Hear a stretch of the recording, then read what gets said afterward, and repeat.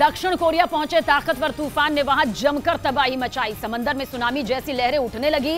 राजधानी सोल समेत दक्षिण कोरिया के कई हिस्सों में सड़कों पर सैलाब आ गया। तूफान की वजह से 20,000 घर अंधेरे में डूब गए। इस चक्रवाती तूफान को इस साल का सबसे खतरनाक तूफान कहा जा रहा है, जिसने दक्षिण कोरिया को दहला कर रख दिया। तूफान की वजह से दक्षिण कोरिया के दक्षिणी हिस्से में कुछ मिलीमीटर या सेंटीमीटर नहीं बल्कि 3 फीट तक बारिश हुई। 3 फीट बारिश का मतलब कि शहर की सड़कों पर कमर तक पानी भरना। देखकर ऐसा लगा जैसे सड़क पर कोई नदी बह रही हो। दक्षिण कोरिया पहुंचा तूफान सबसे पहले छेजू द्वीप और बुसान शहर के तटवर्ती इलाकों से टकराया। चक्रवात की वजह से वहां 133 किलोमीटर प्रति घंटे से ज्यादा तेज हवाएं चली, जिसकी वजह से समंदर में सुनामी जैसी लहरें उठती दिखाई दी। वहां समंदर के किनारे सड़क से गुजर रही गाड़ियां भी उन लहरों की चपेट में आ गईं। 2 गाड़ियां तेजी से आगे निकल गईं, जबकि एक गाड़ी ने तो अपना रास्ता ही बदल लिया।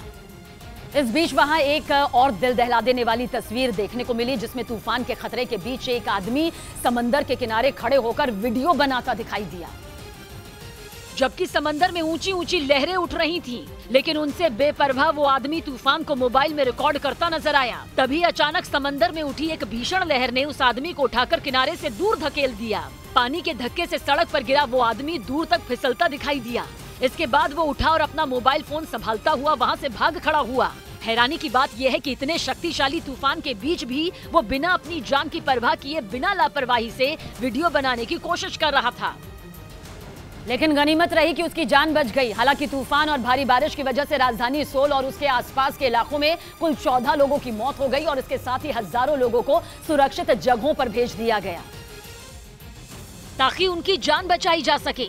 तूफान ने दक्षिण कोरिया के दक्षिणी हिस्से में ही सबसे ज्यादा तबाही मचाई। वहां बुसान शहर में तेज हवा के साथ बारिश ने ऐसा कहर ढाया कि कई इलाकों की शक्ल ही बदल गई। सड़कों पर दूर दूर तक मलबा बिखरा दिखाई दिया, पेड़ उखड़े हुए नजर आए। दक्षिण कोरिया सरकार के मुताबिक तूफान की वजह से 20,000 से ज्यादा घरों की बिजली चली गई, जबकि दक्षिणी हिस्से में बसे करीब 3,500 लोगों को अपना घर छोड़ने के लिए मजबूर होना पड़ा। इसके साथ ही 600 से ज्यादा स्कूलों को बंद कर दिया गया। तूफान ने 250 से ज्यादा उड़ानों पर ब्रेक लगा दिया।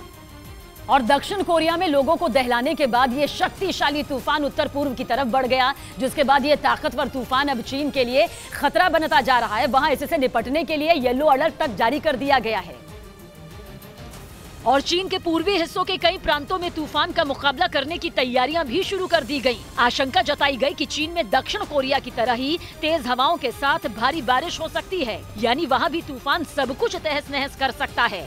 इसे देखते हुए चीन ने कई उड़ानों को रद्द कर दिया। वहां समंदर में नाव लेकर जाने पर रोक लगा दी गई। इसके साथ ही किसी भी तरह के हालात से निपटने के लिए शंघाई में 50,000 से ज्यादा पुलिस वालों को तैनात कर दिया गया।